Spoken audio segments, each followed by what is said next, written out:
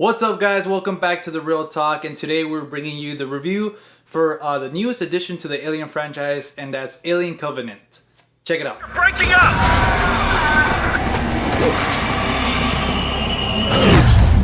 All of this to start our new life.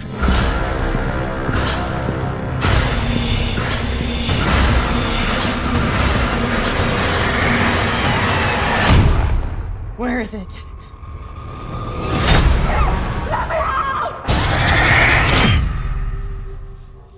Alright, guys, so the film stars Michael Fassbender, Katherine Waterston, and Billy Crudup, Danny McBride, and Demián Bichir.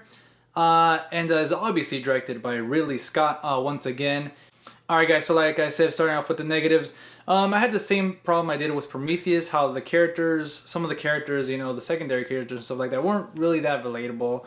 And I get it that these characters are supposed to be, like, you know, there to be picked off one by one, stuff like that. But I like my characters a little bit, to be like a little bit developed and stuff like that. At least a little bit, like, oh, this guy has a daughter or something, you know. But whatever. So that's like one of my negatives. And going on another, since this is a Prometheus sequel and an Alien prequel, I think that the film was trying too hard to be a Prometheus sequel and an Alien prequel. It kind of got lost in there, you know, in the mix of, you know, I think in one part it was very well done being a Prometheus sequel and an Alien prequel, but sometimes I feel like it just didn't, you know, like mesh well, you know. And yeah, another thing that I didn't like about the film is that sometimes, you know, in these movies, again, I understand that there has to be like cliche moments, like, oh my god, don't go in the water, don't go down the attic and stuff like that. But man, some of these really took me, you know, took me off from the movie, you know. Took me out of the movie, I should say, and that's not good, you know. I was like really, this guy's going down there, he's following this character. Oh, really? Look, we all knew, freaking, you know. Well, we've seen that before. We know what comes out of that, you know.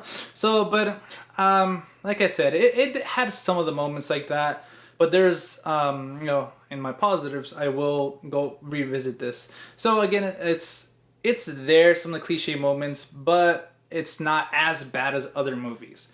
So that's it with my negatives, at least that I can, you know, find. And for me, that, you know, I thought were negatives in the film. So going on with the positives, Ridley Scott knows how to direct a film. And with that being said, this cinematography in this film, obviously along with Prometheus, but this movie as well, my god, there's some shots in this movie that blew me away there, you know.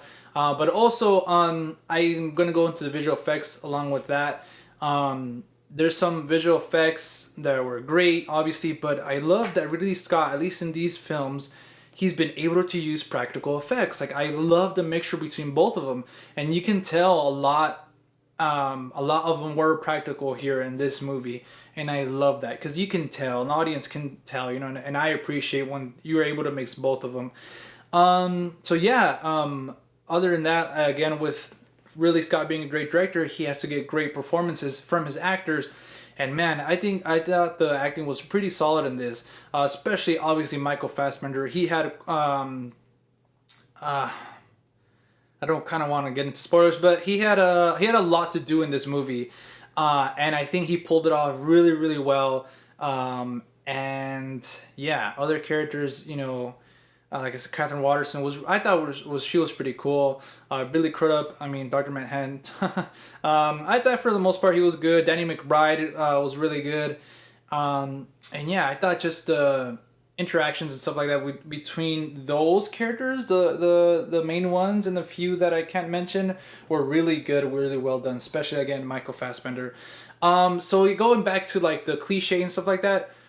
Those things were cliche, like some of the things that I'm talking about were cliche and stuff like that, but some of the horror in this, like there's this one scene in particular that like I felt like I knew what was coming, but just the way that Ridley Scott was able to direct this scene and give you the suspense of it, it was like, oh my god, oh my god, oh my god, oh my god, you know. So there's actually a few scenes that I was just like finding myself like, wow, like this is like, and especially seeing the xenomorph back, like in full form. You know, it's just awesome. I mean, that's not a spoiler because you see it in the trailer.